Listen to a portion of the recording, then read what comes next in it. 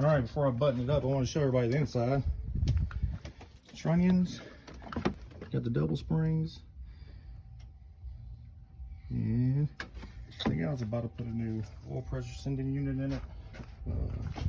Valve cover gaskets.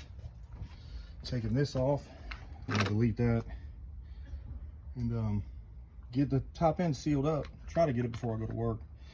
But I did get some new injectors this morning. I went with Fuel Dynamics, the one that goes with my Advanced Fuel Dynamics. I think so. Hold on.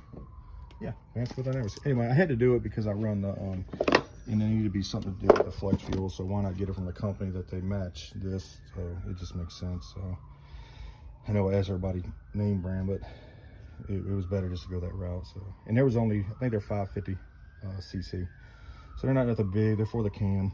Got the harmonic balancer bolted up.